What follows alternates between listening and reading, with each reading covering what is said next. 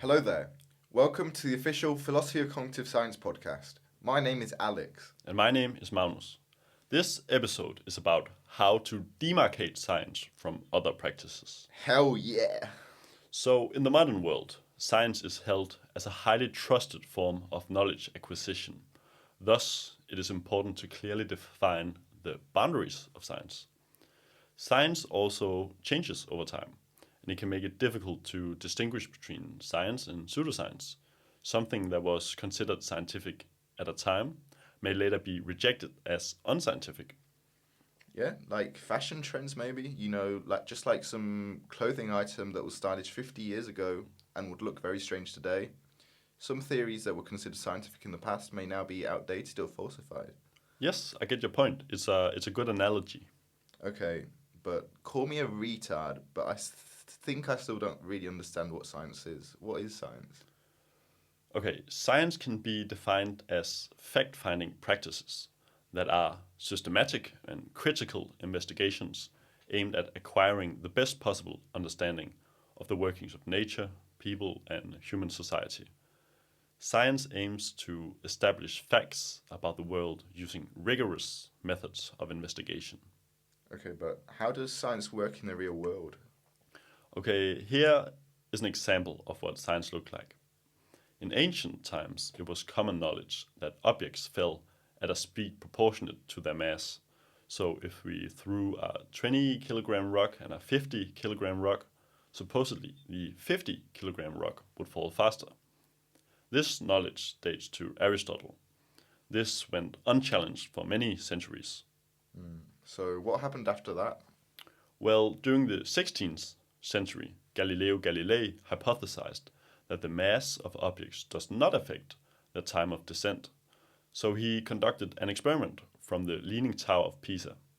He let two objects of differing masses fall from the top of the tower, and he found out that their time of descent was independent of their mass. Alright, but what makes this scientific example different from, say, a magician pulling rabbits out of a hat? This example of the falling objects constitutes science because it follows a rigid approach which aims to establish knowledge empirically. A research question is chosen and investigated. Then a hypothesis is made. After that, the hypothesis is put to the test through observation.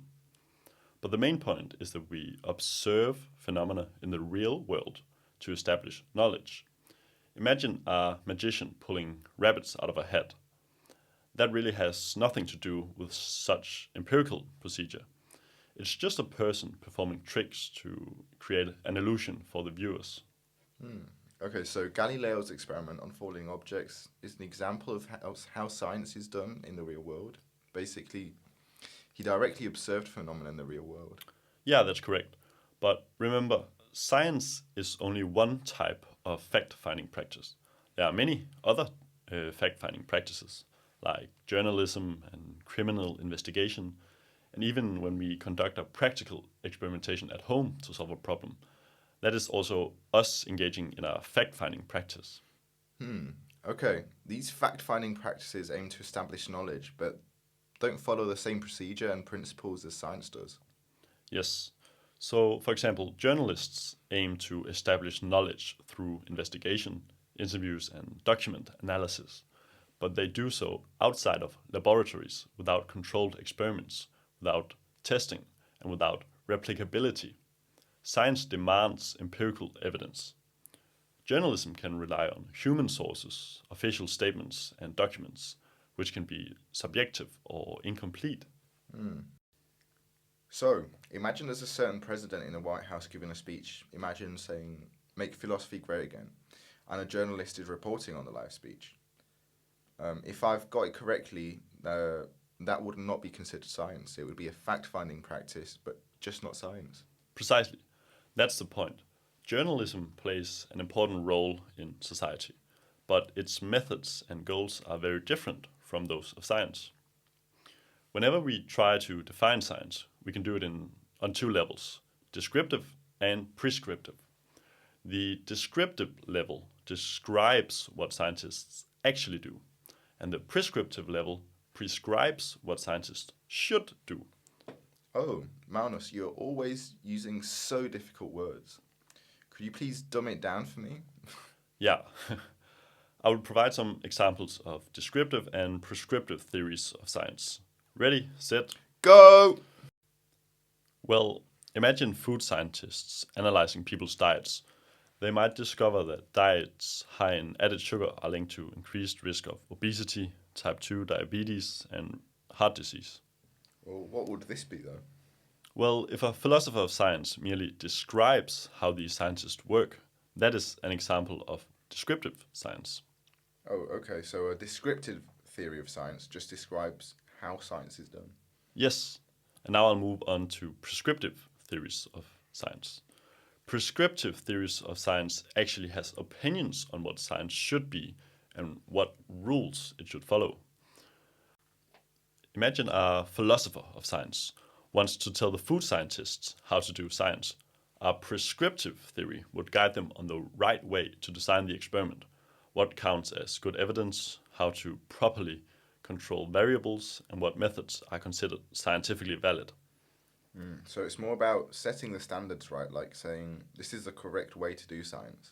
Exactly, it's normative. It tells scientists what ought to be done if they want their work to be considered rigorous or legitimate by scientific standards. So prescriptive theories of science prescribe how to conduct science. Yeah, if you think about it, it's really quite simple. It's not rocket science. And what else is there apart from science?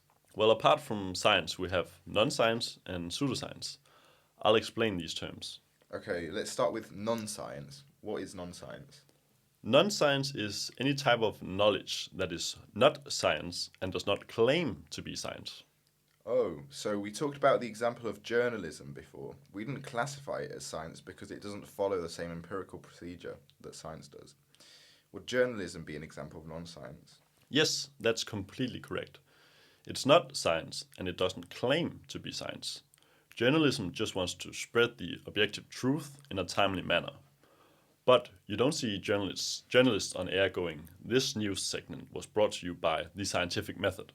Right, yeah. They might report on scientific findings, but that doesn't mean they're doing science themselves, and they don't go around claiming to be scientists either. Yes, you've got it. So let's talk about pseudoscience now. Pseudoscience is knowledge that claims to be scientific but isn't. Have you ever heard of homeopathy? No, not really. It doesn't ring a bell. Homeopathy is an alternative medicine based on the idea that like cures like, meaning a substance that causes symptoms in a healthy person can treat similar symptoms in a sick person. Remedies are made through extreme dilutions, often leaving no trace of the original substance. Okay, but that makes no sense. Yes, but that's the thing. It doesn't make any sense. It's nuts. Just imagine a person mixing some plant extract in a water dilution. Say it's 99% water at the start. Then they shake the container. The dilution and shaking are repeated several times, often leading to extreme dilutions. For example, a remedy might be diluted to the point where no molecules of the original substance remain in the final preparation. This is meant to be a remedy. Okay, I understood that, but do these people claim to be scientists? Yes, they do. They claim the diluted mixture can heal the body. This process, however, is not supported by scientific evidence in any way. Many critics argue that the extreme dilutions leave no trace of the original substance. So, unlike journalists, these people claim to be scientists. Yes, that is a prime example of an endeavor that tries to mask itself as scientific when really it isn't. Okay, so you could say that pseudoscience is kind of like a poser in a skate park. You know, those people who buy the Vans and ripped jeans and get a skateboard and all that, but merely hang out at the skate park.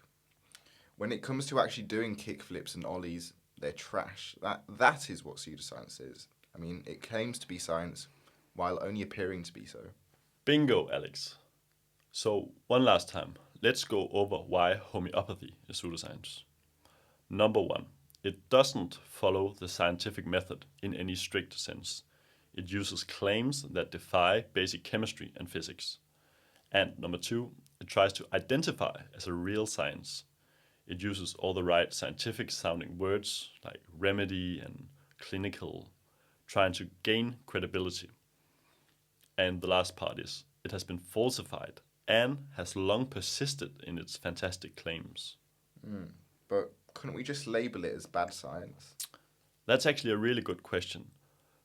Not all science that lacks empirical findings are necessarily not scientific. The real hallmark of what we deem scientific versus the rest is the method it follows. Does it form a hypothesis? Is it falsifiable? Is it open to revision? For example, homeopathy actually has been falsified. Okay, but if homeopathy has been falsified, then why does it persist? Well, there are quite a few reasons why the belief has persisted for so long. Imagine you go to the doctor for a homeopathy treatment, right? You see the doctor, and in his window there's a small picture of the 2024-25 Liverpool squad. You, Alex, I know you are the biggest Liverpool supporter I know, so you happily starts talking to him about the title you just won. So this interaction might make you feel better, and even though the homeopathy treatment was completely ineffective, you might actually leave the doctor feeling better. Ah, okay, so it might be correlation and not causation. Yes, but it might also just be caused by other stuff that happened in that doctor's office. It might be that as you leave his office, you decide to start taking better care of yourself, and maybe that caused you to feel better. The main takeaway here is that well-conducted science uses controlled experiments to rule out other possible explanations. It demands that treatments show consistent, replicable effects across large groups, not just isolated stories or feelings. But apart from falsification, aren't there any criteria that can help you identify pseudoscience? Yes, the philosopher Hansen outlines 7 criteria. These should be sacred, engraved on everyone's mind. Imagine them as some red flags that indicate that something is pseudoscientific. Okay, so the pseudoscience red flag then. Yep. Now let's go over them. First case, imagine a patient goes to a medical clinic and they see a doctor. Now, say the doctor goes, I will cure you using homeopathy. Just because this person is a doctor and holds authority, it doesn't mean homeopathy will work. Knowledge should be accepted based on evidence, not authority. So believing something based on authority is a no-go. Remember, listeners. Another case. Imagine a homeopathy experiment is conducted by some alleged researchers, and they find that after using homeopathy, a patient gets better. Okay, first of all, that's an implied causation. Exactly. Now imagine that another group of researchers tries to replicate the experiment, but they don't get the same results. Thus, the homeopathy experiment cannot be replicated. Science must be replicable. So, listeners, if you find an experiment that's not replicable, go. Hold up, that is pseudoscience. Yes, exactly. Now, imagine that the homeopathy researchers have conducted many experiments throughout their career. And when reporting the results, they only choose hand-picked experiments that support homeopathy. Immediate red flag. So essentially, they're selecting experiments, distorting the general picture. Precisely. All the experiments should be considered, not only the ones that support our theory. It would be like if you had slept with 100 people and someone asked you to show what they look like, and you just showed them the free fit ones. This is cherry picking and not representative of the whole story. I mean, that makes complete sense. Another case. Imagine some researchers make it impossible for their theory to be questioned. Science must be open to questioning. So, like if someone said their theory was true, not matter what the evidence says. Yeah, that would be a big red flag. You could immediately go, you're a pseudoscientist. Don't get close to me or I'll smack ya. I mean, sure. I mean, it sounds a bit aggressive, but anyway, what were we talking about? I think it was red flags. Okay. So what's your biggest red flag? When a so-called scientist refuses to test their theory, that is also a huge red flag. Personally, it screams pseudoscience to me. Yeah, I get it. Well, my biggest red flag is when someone disregards other theories or contradicting evidence. Yes, that we would also label pseudoscience, because they should take other evidence into consideration. Now, last case. Imagine a part of a theory has been falsified. New explanations must only be accepted if they explain at least as much or even more than the last explanation. Okay, cool. So these criteria can be used to identify pseudoscience, but what about how do we identify science? Okay, we'll talk about science now. The criteria used to demarcate science have varied greatly over time.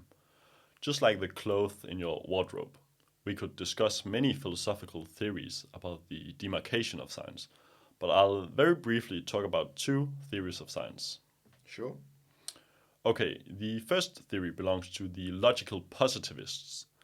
They were a group of intellectuals in Vienna in the 1930s that tried to demarcate science, and here's how they did it. They said that a statement is scientific if it is necessarily true or if it is verifiable. I don't follow. Could you spell that out a bit more? Sure thing, Alex. The first part, that something is necessarily true, otherwise known as a tautology, means that for the thing to even make sense, it must be true. We could say, think of a three-sided triangle. All triangles have three sides, which means that the comment about the three sides is necessarily true. Oh, so I guess if I had to make up a logical statement that would necessarily be true, could look like this. It will rain tomorrow, or it won't rain tomorrow. I mean, this statement will always be true. Exactly. And the other thing that logical positivism requires is that this statement must be verifiable in order to be science. Yeah, I can dimly recall that. Yeah, the logical positivists were big on verification, weren't they? But what Karl Popper noticed was that the logic of verificationism was built on invalid logic. The logic goes like this: P1, or premise 1, as we learned in the earlier episodes. If it is raining, then the ground will be wet. P2, the ground is wet. Therefore, it is raining. But just because the ground is wet when it rains, it doesn't mean that whenever the ground is wet, it always rains. I mean, what if it's sunny outside and I just happen to spill my Monster Energy drink on the floor? Exactly, Alex. I always knew you had a philosopher in you. And this was also Popper's realization. And the logic he proposed instead was this: P1, if it is raining, then the ground will be wet. P2, the ground is not wet. Therefore, it is not raining. This logic is valid, and Popper said that if we could falsify claims, then it was science. I get it. Popper wanted to build science on a more robust ground, maybe, and he realized he couldn't verify the truth, but he could falsify what was not true. Yes, precisely. Lastly, let's talk about bad science within the field of science. So, bad science is any fact finding practice which is classified as science but has flaws in its methodology. Okay, so bad science has nothing to do with non-science or pseudoscience. Yes, exactly. It includes practices considered as science which are deficient in some respects. So, we will go over some examples of scientific malpractices. The first one is selective reporting. That would be not reporting all conditions or all dependent measures. So imagine a researcher only reports one dependent variable because it's the only one that leads to significance. That's basically it. Interesting. The exclusion of data points after looking at the impact of doing so on the results is also a malpractice. For example, imagine you are analyzing your data and you remove data points solely to achieve significance. Okay. P-hacking is another one. P what? What did you say? P-hacking.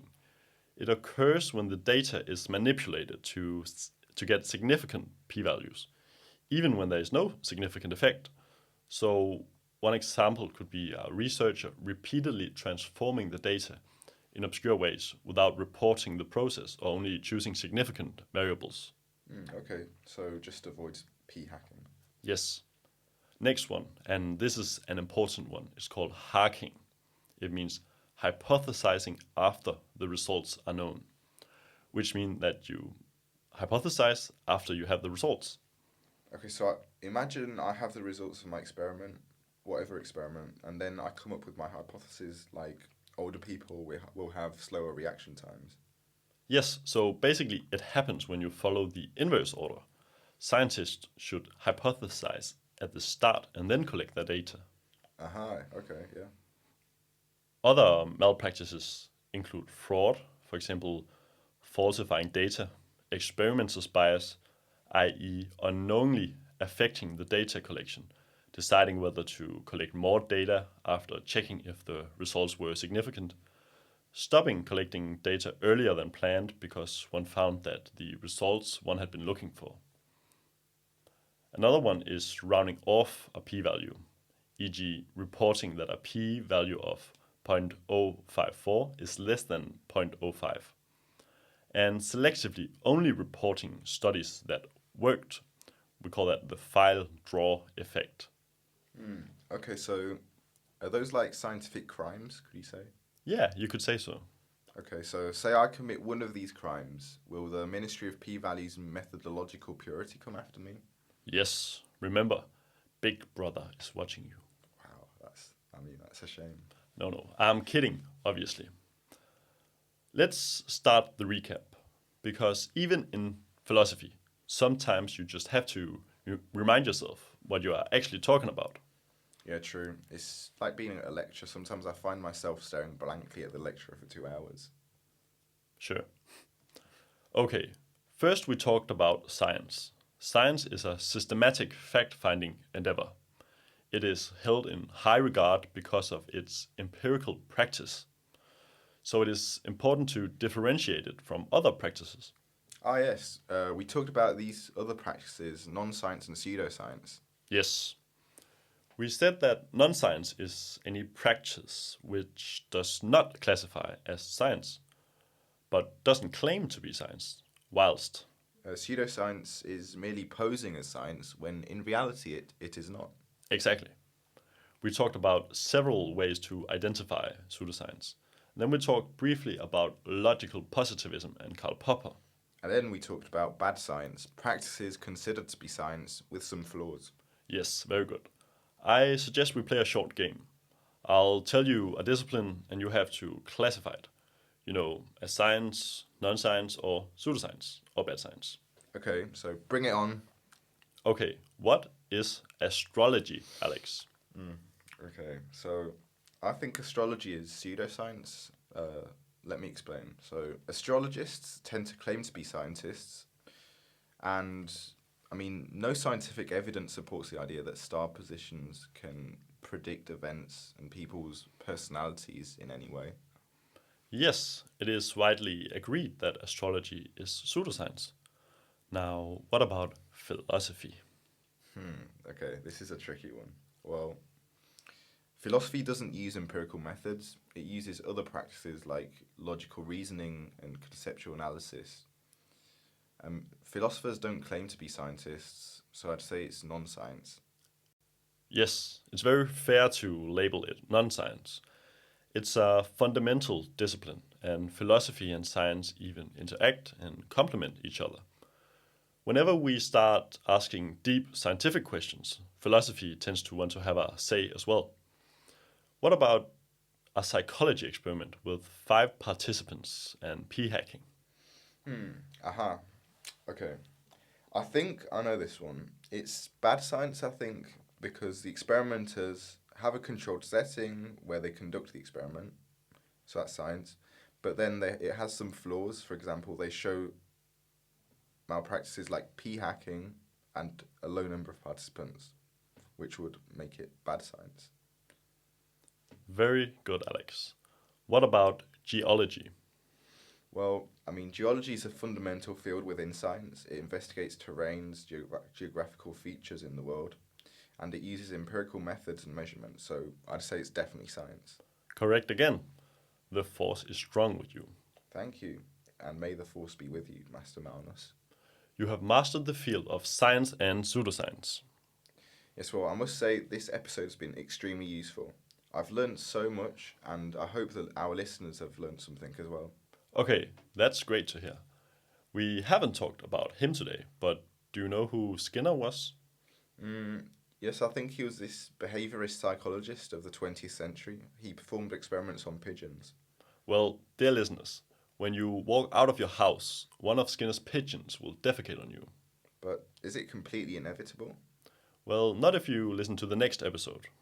Okay, so see you next time. See you.